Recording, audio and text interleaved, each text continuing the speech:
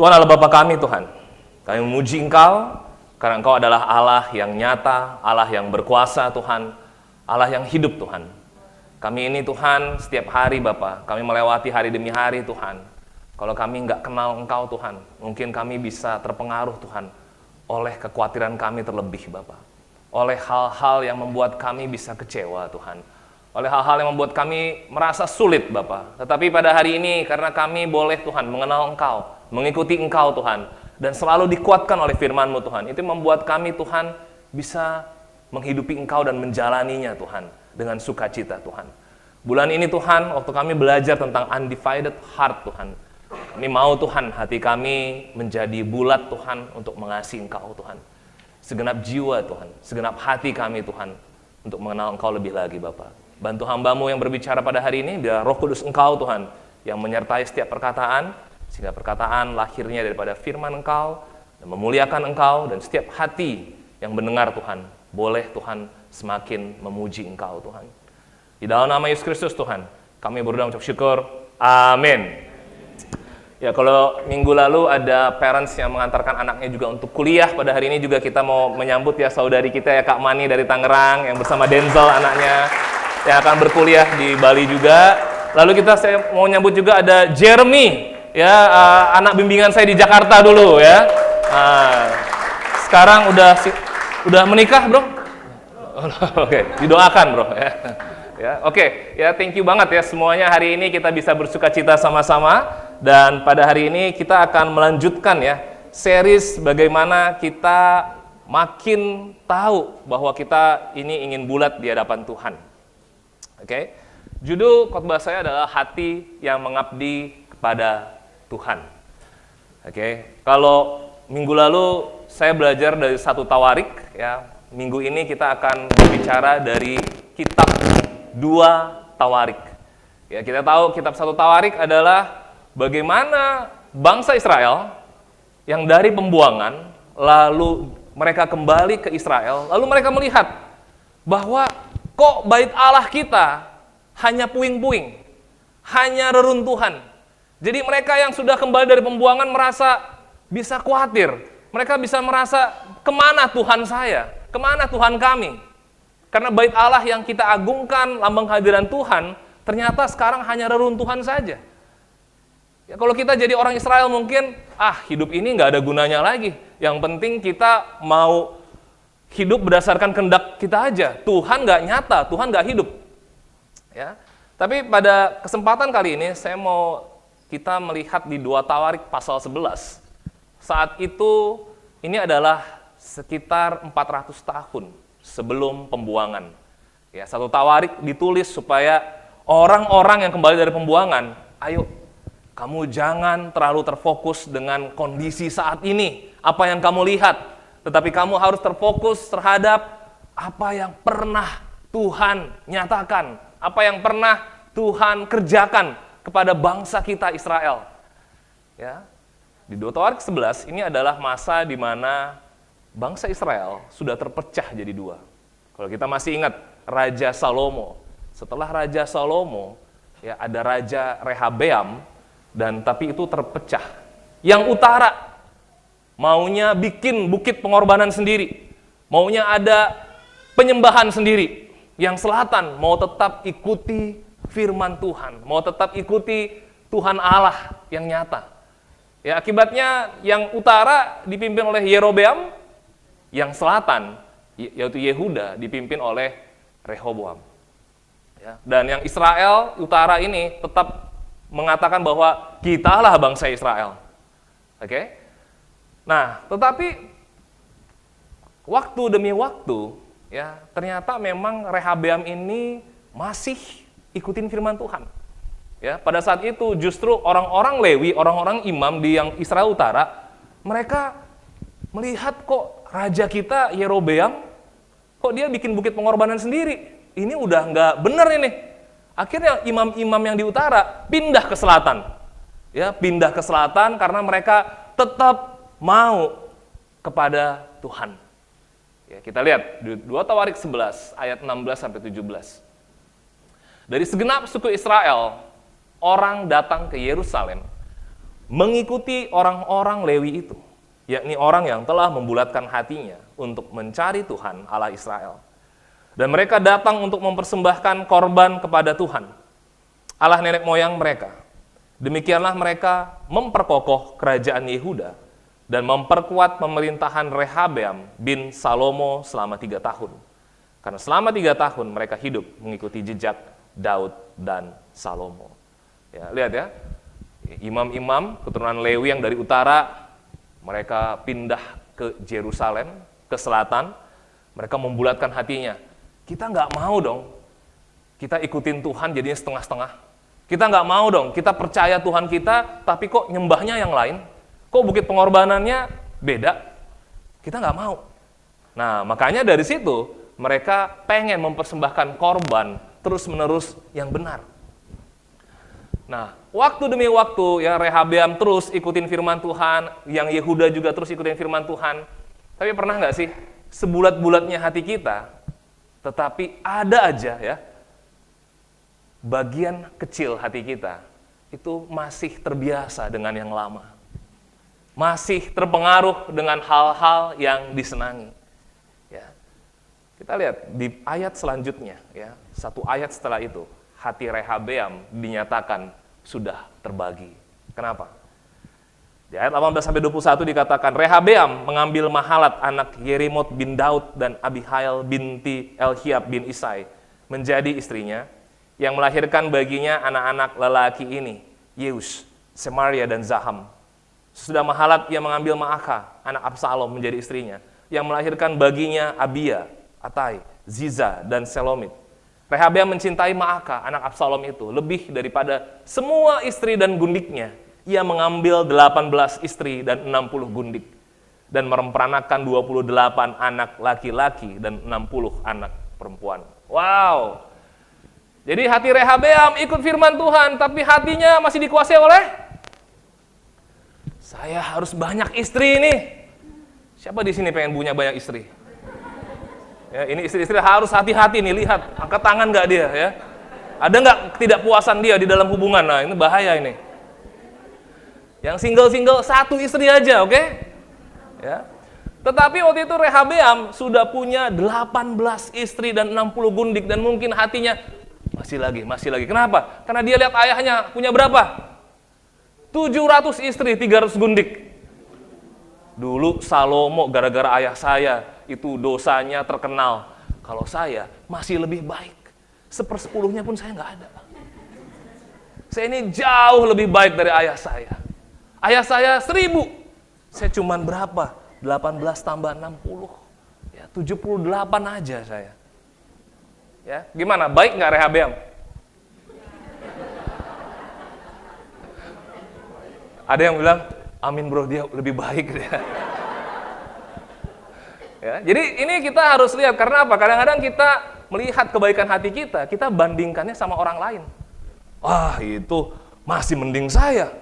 Saya nggak baca Alkitab, masih membantu orang lain saya. Masih bisa empati saya. Itu baca Alkitab, nggak ada empati-empatinya. Kita bisa sering begitu, karena kita membandingkan hati kita dengan orang lain. Ya, padahal Tuhan Allah pribadinya itu utuh.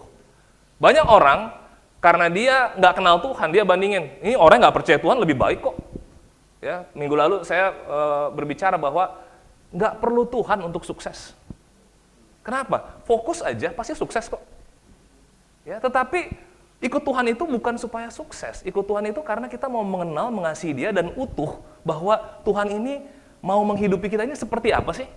Apakah Dia mau menghidupi kita untuk kesuksesan kita pribadi atau apa? Ya.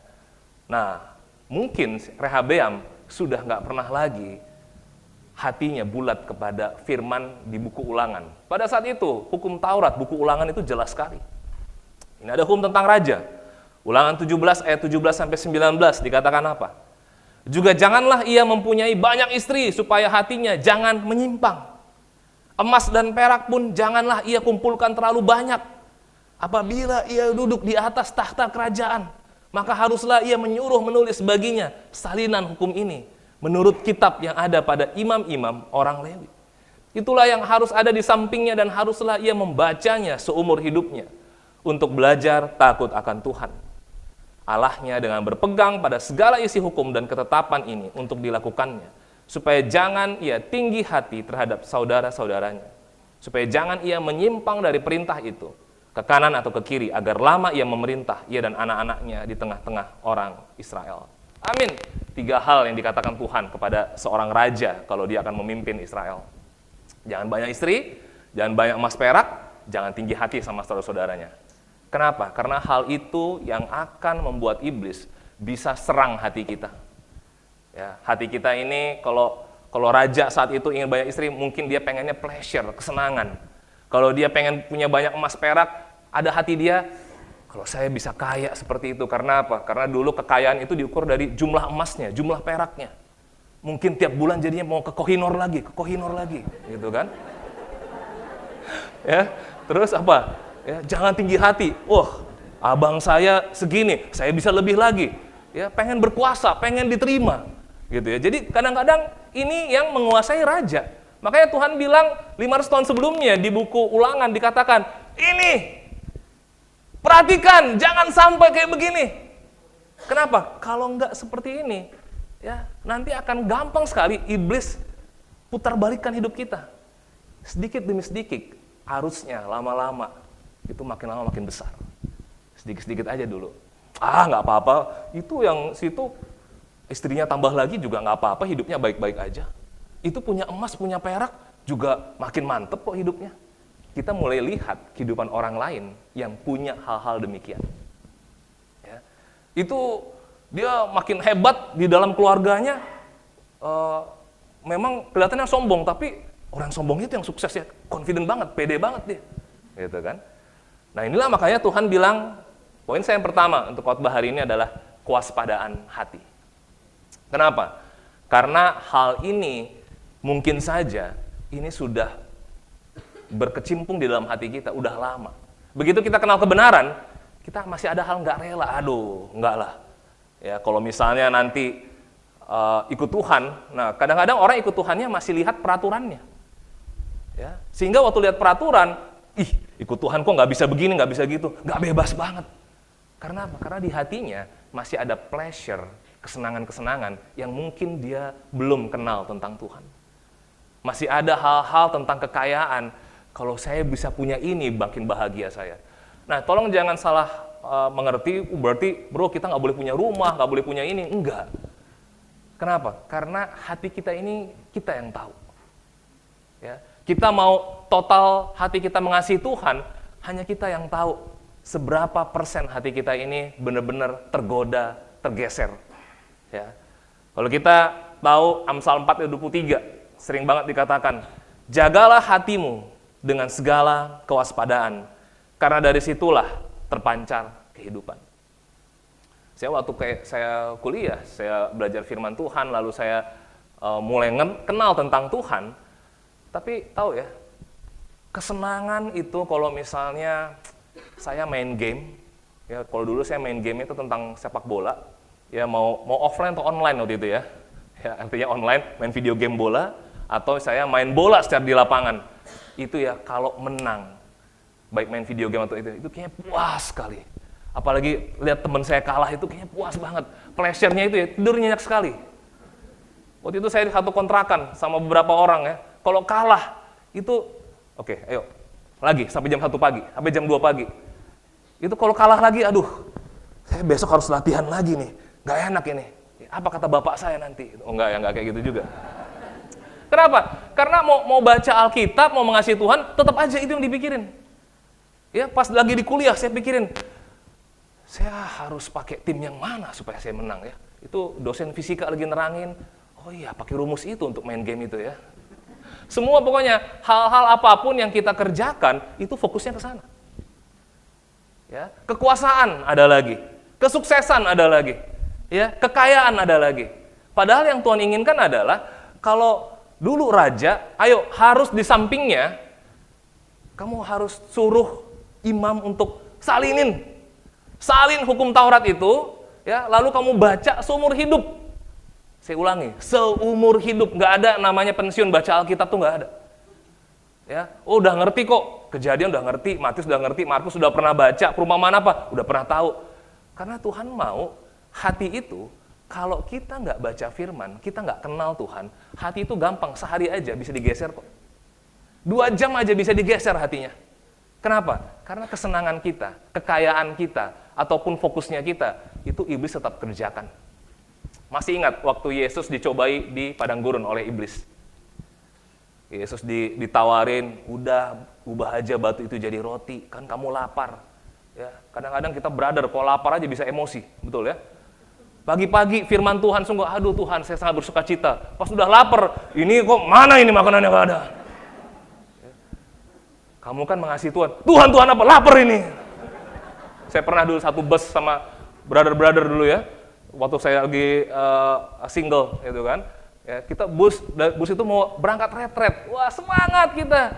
Pas udah jam 12, jam 1, nggak berhenti busnya ke pinggir makan gitu kan. Itu ada satu brother, Pak, mana nih Pak? Kok nggak berhenti nggak minggir? Sabar bro, ini bentar lagi ini. Udah lapar Pak, saya tahu saya sabar, tapi perut saya nggak sabar Pak. Pokoknya udah nggak ada namanya rohani kalau udah emosi. Ya, karena hati baru aja quiet time, baru aja devotional pagi-pagi retretnya. Kalau udah soal makanan udah nggak bisa lagi.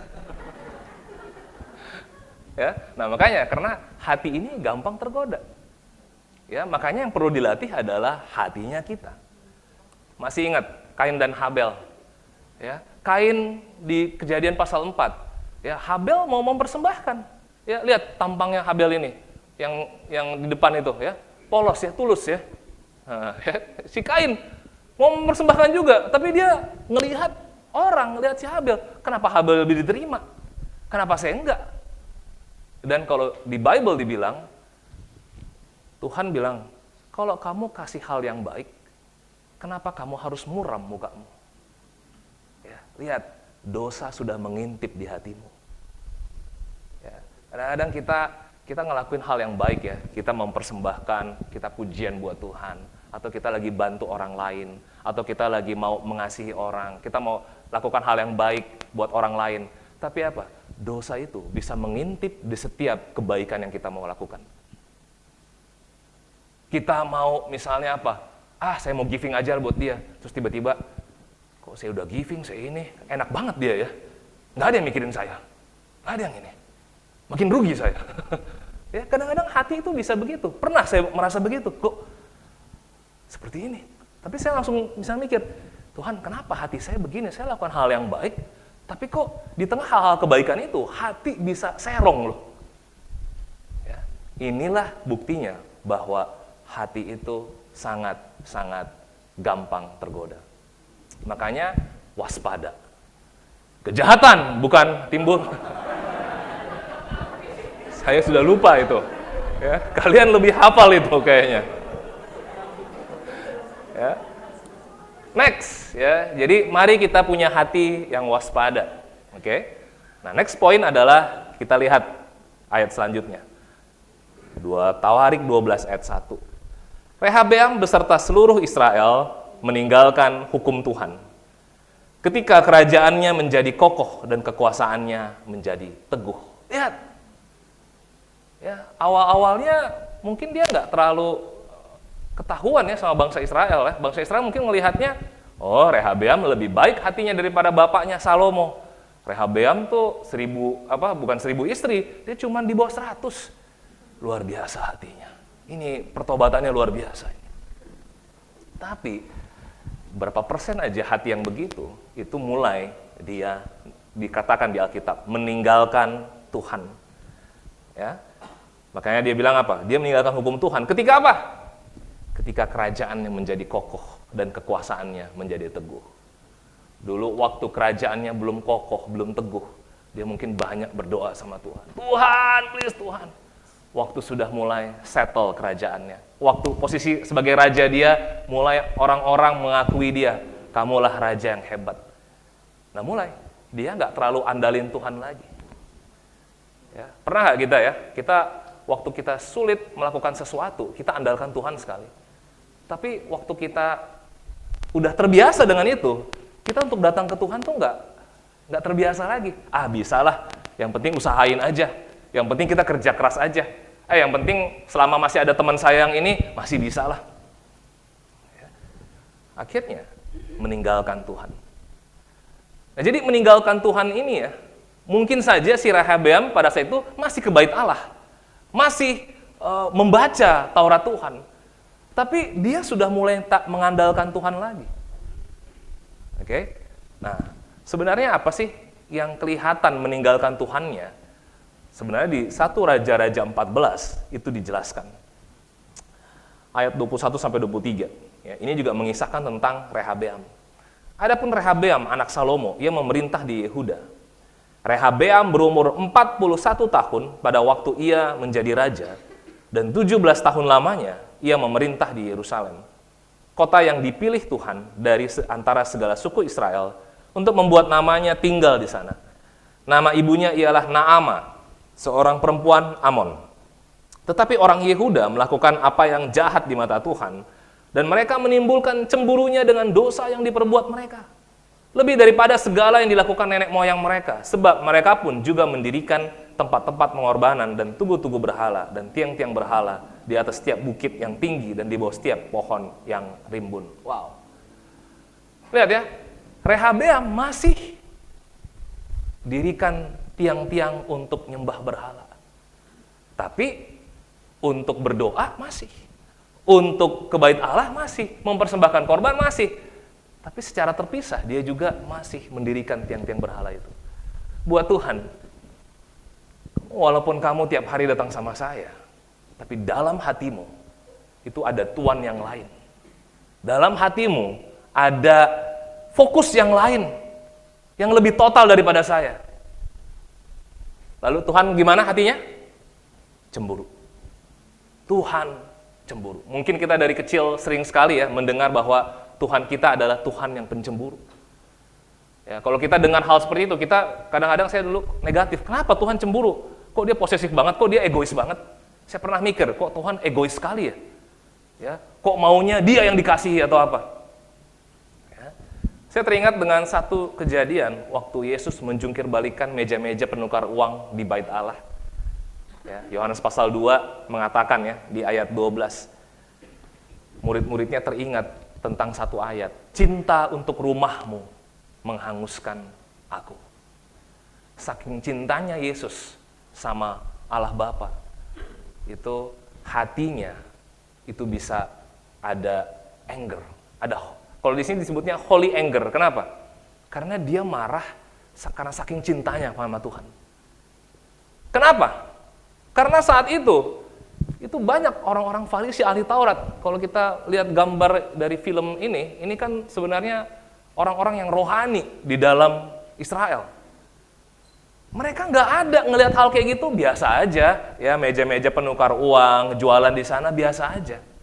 Tapi buat Tuhan, buat Yesus saat itu, ini harusnya, ini tempat-tempat ini harusnya orang-orang yang Gentiles, yang non-Yahudi. Itu harusnya bisa di pelataran itu mengenal Tuhan, diajar. Tapi jadinya terisi dengan meja-meja ini, sehingga akhirnya orang-orang yang non-Yahudi nggak bisa kenal Tuhan. Itu hati dia bisa marah. Kenapa orang-orang jadi nggak bisa kenal Tuhan? Gara-gara fokus hidup kamu nggak ke Tuhan. Gara-gara di hatimu lebih pengen uang dan uang, pengen jualan dan jualan, akhirnya orang jadi nggak bisa kenal Tuhan. Itu hatinya Tuhan. Dia marah dia. Emangnya saya nggak berkati hidup kamu? Emangnya saya nggak jaga hidup kamu? Tapi kok fokus kamu jadi menghalangi orang lain jadi bisa kenal Tuhan secara tulus? Dan apalagi, yang buat Tuhan cemburu adalah, itu kan udah tertulis di firman Tuhan bahwa kalau namanya Hari Raya Paskah, pada saat Hari Raya Paskah, jadi orang harus siapin dombanya setahun sebelumnya. Harus piara dombanya. Ya berarti dia akan persiapkan dengan segenap hati. Tapi pada akhirnya, orang-orang Israel, tahun depan ada yang jualan kok. Ngapain persiapin, capek-capek. Akhirnya firman Tuhan itu diputar-balikan semuanya supaya apa? Lebih baik. Ya, lebih baik untuk kondisi saya. Kalau bisa dengan pengorbanan yang sekecil-kecilnya, saya bisa dapetin Tuhan yang sebesar-besarnya. Ya, prinsip ekonomi. Ya. Saya bisa rayakan Paskah dengan menyembah Tuhan, tapi ngapain saya prepare setahun ini? Artinya Tuhan sebenarnya lagi ingin disiplinin hati orang supaya apa? Ayo, hati kamu setahun ini persiapkan hatimu buat Tuhan. Bangun hatimu buat Tuhan. Suatu hari raya Paskah, bersyukur sama Tuhan itu luar biasa. Tapi kalau enggak, setahun itu mereka fokusnya apa-apa, habis itu mau hari raya Paskah, oh ya siapin uang, buat apa? Buat beli nanti domba supaya persembahkan.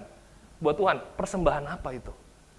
Mau uangnya dia banyak, tapi hati dia kalau enggak mengasihi Tuhan, enggak mengenal Tuhan, enggak takut akan Tuhan, enggak ada artinya buat Tuhan.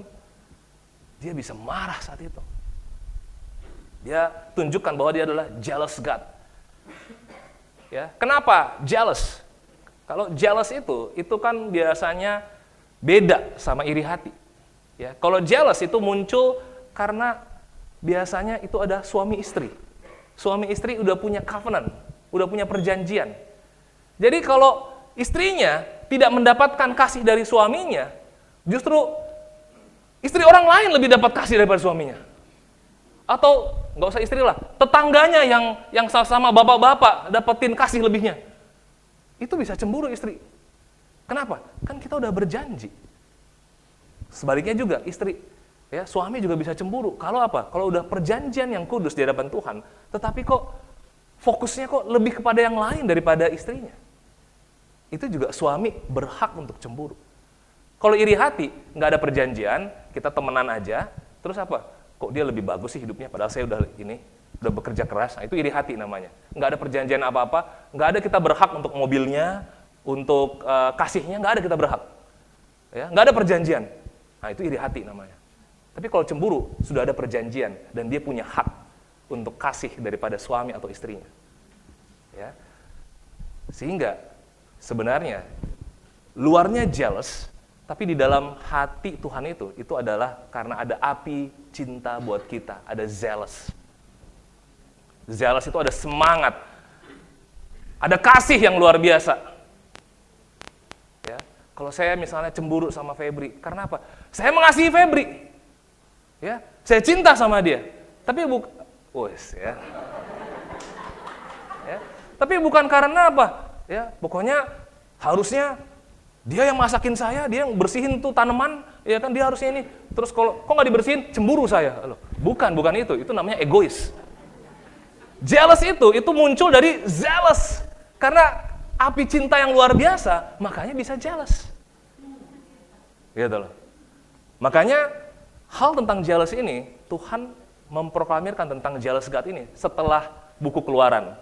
Setelah hukum Taurat, setelah di Gunung Sinai itu, Tuhan kasih perjanjiannya. Ini loh, saya akan lakukan begini sama kamu, saya akan mengasihi kamu, saya akan membawa kamu ke tanah perjanjian. Kamu ikutin perintah saya. Kenapa? Karena kalau nggak ikutin perintah, nggak nyampe kamu ke sana.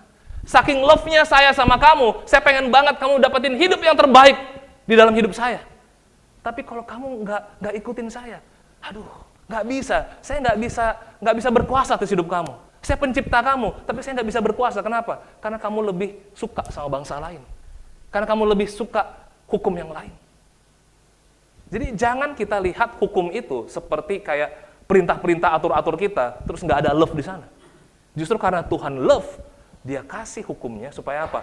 Kalau kamu di koridor ini, saya bisa curahkan love saya terbesar, dan saya bisa pimpin kamu, saya bisa berjalan sama kamu sampai tanah Kanaan. Di tanah Kanaan juga kamu akan menikmati segala hal yang saya bisa hidupi sama kamu. Tapi kalau orang nggak kenal zealous God ini, orang hanya, Tuhan tuh ngatur-ngatur aja. Saya ada kebebasan, saya pengen begini, kenapa? Karena orang melihat bangsa lain, bisa begini, bisa begitu, dia jadi iri hati. Nggak ada perjanjiannya sama bangsa lain, tapi rumput tetangga lebih hijau. Kan begitu biasanya. Ya, makanya tentang jealous God ini, kita harus ngerti, siapa sih kita di mata Tuhan? Gereja adalah mempelai wanitanya Tuhan. Kita jadi murid Yesus, itu adalah mempelai wanitanya Tuhan. One day, ya, kita married di surga. Ya. Jangan kita, nanti ada dayang-dayang kita atau apa pas married di surga. Enggak gitu ya. Ini adalah sebuah ungkapan sama Tuhan bahwa apa?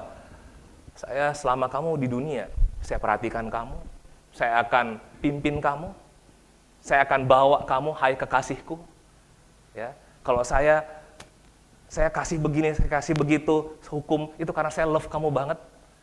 But one day kita akan hidup bersama-sama selama-lamanya. Karena kita seperti bride of Christ yang menanti kapan mempelai pria itu datang. Makanya kita selalu menanti dengan kasih. Waktu ada firman Tuhan, itu karena kita mengasihi Tuhan.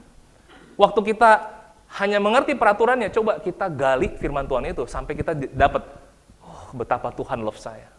Misalnya hukum Taurat dulu, jangan buang hajat, kalau buang hajat harus digali tanahnya, lalu ditutup. Lalu di sanitasinya itu harus 1 kilometer di luar perkemahan. Itu kalau orang nggak ngerti firman Tuhan karena love ya, apa sih, saya mau buang hajat 1 kilometer jalan kaki. Ya, itu kan nyusahin. Betul ya? Kalau udah kebelet gimana? 1 kilo jalan. Ya, itu bisa begini-begini kita jalannya. Ya.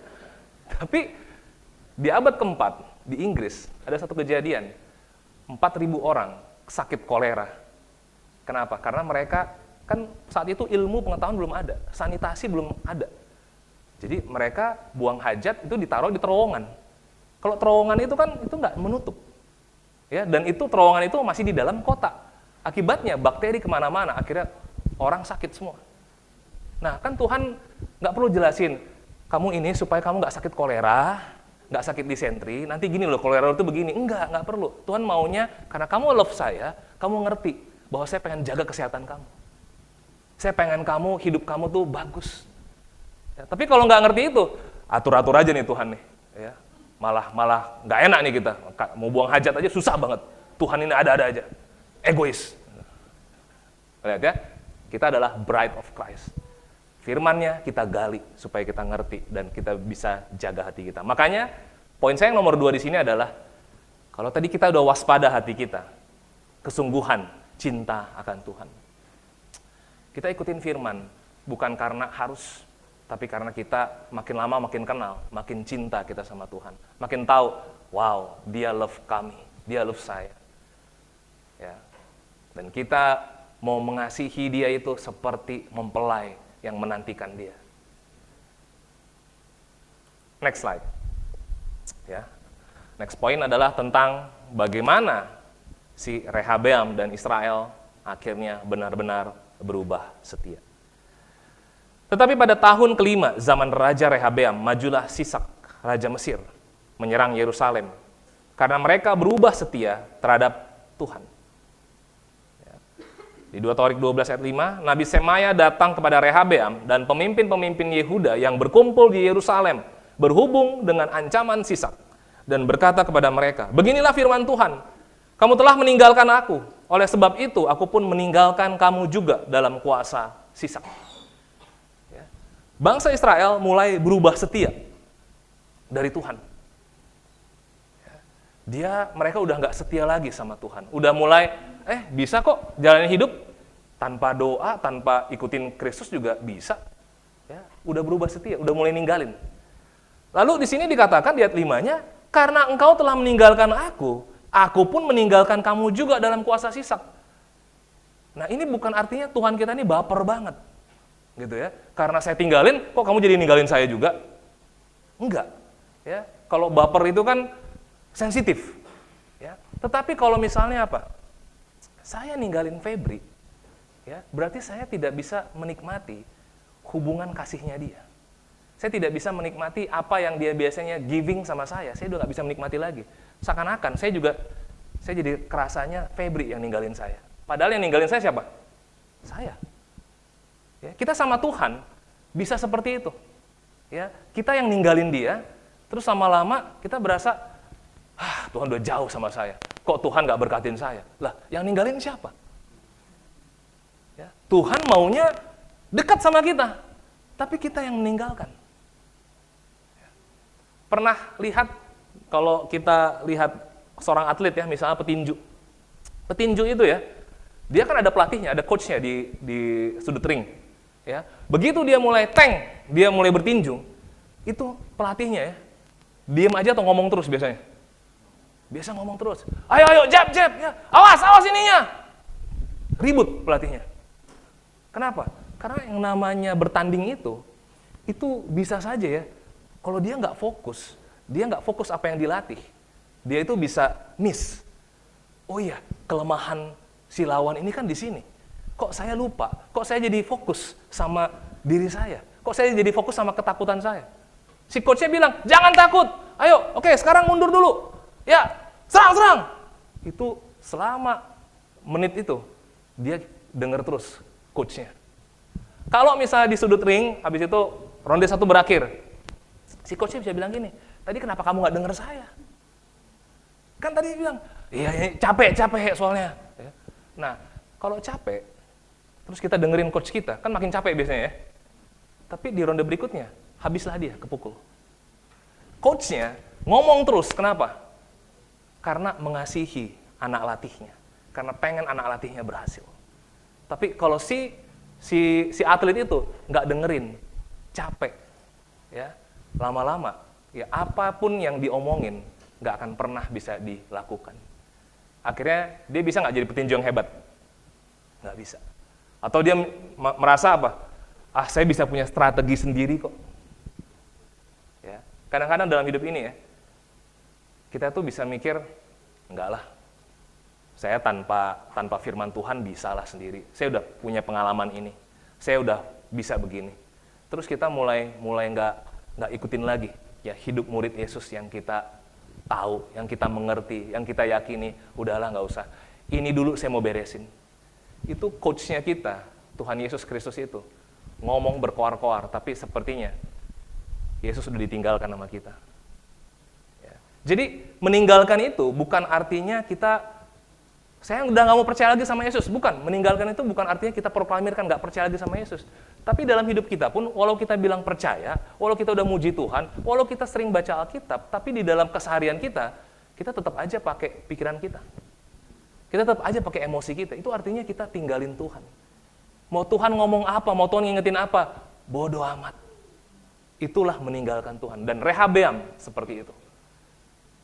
Ya. Mau disuruh mengasihi? Enggak. Ini dulu yang saya mau lakukan. Mau disuruh sama Tuhan, ayo kita sembah Tuhan. Ayo dalamin firman Tuhan. Enggak, saya mau ini dulu. Kenapa? Karena kita merasa bisa coach diri kita sendiri. Ya. Dan itulah yang membuat Rehabeam dan Israel dinyatakan berubah setia terhadap Tuhan. Tapi sebenarnya, kalau di buku Yesaya pasal 1 dibilang, mereka itu selalu mempersembahkan korban buat saya. Mereka itu selalu kok beribadah. Ya. Tapi saya udah jijik sama mereka. Karena hatinya udah jauh dari saya. Oke? Nah, sekarang kita lihat di 2 Torik 12 ayat 6-7. Maka pemimpin-pemimpin Israel dan raja merendahkan diri dan berkata, Tuhanlah yang benar. Ketika Tuhan melihat bahwa mereka merendahkan diri, datanglah firman Tuhan kepada Semaya bunyinya. Mereka telah merendahkan diri, oleh sebab itu aku tidak akan memusnahkan mereka. Aku segera akan meluputkan mereka, dan kehangatan murkaku tidak akan dicurahkan atas Yerusalem dengan perantaraan Sisak. Lihat ya, Tuhan tuh lembut sekali hatinya. Begitu raja dan Israel merendahkan diri, Tuhan gimana? Dia juga langsung, oke, saya nggak akan musnahkan kalian, saya juga akan tetap pimpin kalian. Tapi Tuhan itu bukan Tuhan yang seperti kalau manusia, nanti lihat dulu, saya lihat dulu pertobatan kamu. Enggak. Lihat sebulan, 2 bulan, ya. Kalau berubah, baru saya akan sama-sama kamu lagi. Kalau enggak, ya enggak. Tuhan bukan Tuhan yang begitu. Ya. Makanya jangan manipulasi Tuhan kita. Kadang-kadang kita bisa begitu. Ya. Dosa, tenang, nanti ngaku dosa aja. Ya, tobat aja, nanti minggu depan baru lihat nantilah. Kita bisa saja manipulasi Tuhan kita. Kelemah lembutan Tuhan kita bisa manipulasi. Tapi Tuhan tahu nggak hati kita yang begitu? Tuhan tahu. Ya. Kalau Yesus bilang di Yohanes 1:14, firman itu telah menjadi manusia dan diam di antara kita. Dan kita telah melihat kemuliaannya, yaitu kemuliaan yang diberikan kepadanya sebagai anak tunggal Bapa, penuh kasih karunia dan kebenaran. Jadi Yesus memperkenalkan dirinya komplit. Dia penuh kasih karunia dan dia juga penuh kebenaran. Kalau Tuhan kita hanya penuh dengan kebenaran, kita pasti ngerasa takut kita. Kita mau datang lagi sama Tuhan kalau ada kesalahan, aduh pasti gak diampunin. Pasti nanti masih diomongin kesalahannya. Pasti Tuhan mau kasih hukumannya lagi. Itu kalau nggak penuh kasih karunia. Tapi karena penuh kasih karunia, kebenarannya tetap dibicarakan sama kita, tapi dia juga peluk kita. Itulah Tuhan yang lemah lembut. Ya, saya mau ikut Tuhan yang seperti ini. Kalau Tuhan hanya penuh kebenaran, saya bisa nyerah. Gak ada kasih karunia. Tapi kalau Tuhan hanya penuh kasih karunia, ampuni terus, saya gak akan pernah ikut kebenaran. Saya akan ikutin diri saya sendiri aja sampai saya mati. Dan Tuhan hanya dapat porsi mungkin 2%, 3% dalam hidup saya. Ya. Dan Tuhan gak bisa pimpin kita. Tuhan berkuasa, tapi dia gak bisa pimpin kita. Kenapa? Karena kita gak kasih 100% kebulatan hati kita buat dia. So, karena Tuhan penuh dengan kasih karunia, Tuhan juga 100% penuh dengan kebenaran, makanya itu akan terlihat kemuliaan dia di dalam hidup kita. Kenapa orang jarang sekali bisa, aduh kok saya nggak bisa ya lihat Tuhan dalam hidup saya? Karena kita nggak kenal dia yang penuh kasih karunia dan kebenaran. Karena kita nggak pengen ikutin kebenaran dia. Kadang-kadang kita juga nggak percaya pengampunan dia. Kita masih merasa bersalah aja sama yang dulu. Kita masih merasa menyesal aja sama yang lalu-lalu. Dan itu merongrong hati kita. Ya. Hari ini mari kita kenal Tuhan kita lemah lembut karena dia penuh kasih karunia dan penuh kebenaran. Makanya setelah itu, kembali lagi Toarik 12:8. Tapi mereka akan menjadi hamba-hambanya, supaya mereka tahu membedakan antara mengabdi kepada Tuhan, kepadaku, dan mengabdi kepada kerajaan duniawi. Nggak bisa dua Tuhan. Ya, kalau mau mengasihi Tuhan 100%. Kalau mau mengasihi dunia dengan segala hal-hal yang kita inginkan, udah kesana aja 100%. Ya, nggak akan bisa dua-duanya. Tapi beda, waktu kita mengasihi Tuhan, kita ikut Tuhan, kita dapetin kelemah lembutan dia, kita dapatkan sukacita dari dia, kita dapatkan sabarnya dia, kita dapatkan kasihnya dia, berjalan bersama-sama, lama-lama kita hadapin pekerjaan kita hadapin hubungan, kita punya hikmat Tuhan yang luar biasa. Dan kita kaya akan Tuhan. Kalau Tuhan kasih bonus, ada materi lebih baik, amin, syukur kepada Tuhan. Kalau Tuhan kasih persahabatan juga lebih baik lagi, amin, syukur pada Tuhan. Tetapi mengabdinya yang mana? Kadang-kadang ada orang mengabdinya kepada materinya, posisinya, jabatannya, atau mengabdi kepada persahabatannya, tapi bukan lagi mengabdi pada Tuhan. Ya. Dalam persahabatan, dalam pekerjaan, siap nggak kita diuji oleh Tuhan? Karena disitulah akan kelihatan kita love dia segenap hati atau enggak. Matius 11, 28-30. Yesus bilang apa? Marilah kepadaku. Ya, kita udah tahu ayat ini. Semuanya letih lesu, berbeban berat. Aku akan memberi kelegaan kepadamu. Pikulah kuk yang kupasang dan belajarlah kepadaku. Karena aku lemah lembut dan rendah hati dan jiwamu akan mendapat ketenangan. Sebab kuk yang kupasang itu enak dan bebanku pun ringan. Lihat ya, dia tahu hidup kita ada beban. Tapi dia maunya jadi pribadi, ayo, saya mau sama kamu. Kamu ada beban ya, saya mau sama kamu, tapi kamu mau nggak belajar sama saya? Dan dia datangnya itu ya, bukan datang dengan penuh dengan perintah-perintah. Ayo, ikut saya. Ya, nggak mau nggak, saya tinggal. Enggak. Dia datang dengan lemah lembut, rendah hati. Senang nggak kita kalau kita punya Tuhan yang rendah hati dan lemah lembut? Ya, ikutinnya bisa nggak? Jadi bisa. Ya, makanya waktu ikut Tuhan ada kelegaan. Kalau kita ikut Tuhan adanya beban dan terpaksa, berarti ada yang salah kita kenal Tuhan. Kalau kita ikut Tuhan, kita nggak makin belajar, nggak makin ngerti, kita makin nggak jelas ikut Tuhan. Tapi ikut Tuhan itu jelas sekali. Kalau ikut Tuhan makin lama makin nggak tenang, berarti ada yang salah kita ikut Tuhannya. Kalau ikut Tuhan lama-lama kita nggak makin mampu menghadapi hidup ini, ada yang salah pengenalan kita akan Tuhan. Ya. Tapi karena Tuhan kita rendah hati lemah lembut, kita bisa belajar. Ya, saya mau kasih semangat buat kita jemaat kita, bahwa dengan hati yang makin bulat, dengan hati yang makin penuh, kita akan makin lega, kita akan makin jelas tentang Tuhan, kita akan makin tenang sama Tuhan, dan kita akan makin mampu melewatinya. Kenapa? Karena mendingan bebannya dari Tuhan, bebannya enak, kuknya ringan. Kalau beban dunia ini, kita sering khawatir, bisa nggak ya, bisa nggak ya? Saya dulu waktu awal kuliah, bisa nggak ya lulus ya? Skripsi bisa nggak ya? Itu teman-teman saya skripsi yang senior-senior stres banget, bisa nggak ya saya ya? Kenapa? Karena saya ukur kemampuan saya. Tapi kalau sama Tuhan, dikasih kemampuannya. Luar biasa ya. Ini dampak pengabdian yang terbagi. Ya. Waktu Sisak maju ya, Raja Mesir itu menyerang Yerusalem. Ia merampas barang-barang perbendaharaan rumah Tuhan dan barang-barang perbendaharaan rumah raja. Semuanya dirampasnya. Ia merampas juga perisai-perisai emas yang dibuat Salomo. Sebagai gantinya, Raja Rehabeam membuat perisai-perisai tembaga yang dipercayakannya kepada pemimpin-pemimpin bentara yang menjaga pintu istana raja.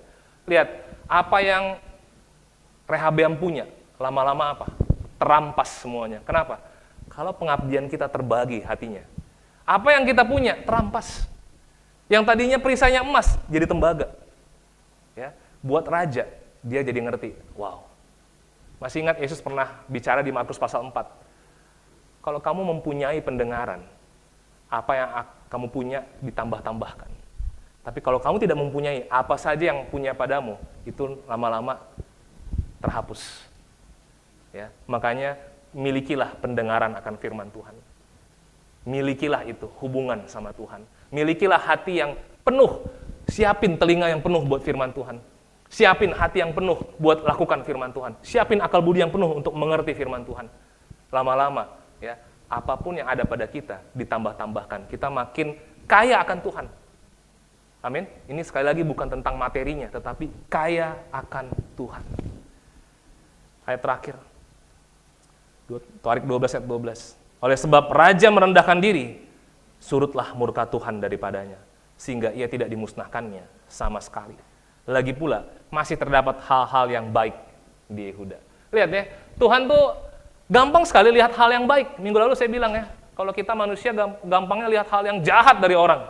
Ya, mau 10 hal baik udah dikasih sama kita, dia layani kita. Begitu ada satu aja yang jahat, langsung kita terfokus sama jahat itu. Tapi kalau Tuhan, masih ada kok yang baik dari Yehuda.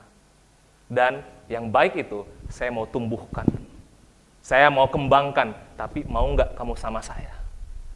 Hari ini saya mau kasih semangat ya. Kalaupun ada hal yang nggak baik di hati kita, jangan nggak semangat.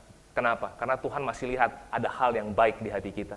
Dan hal yang baik itu akan Tuhan berjalan bersama dengan kita.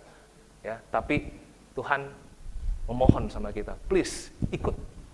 Lemah lembut juga hati kita. Ya.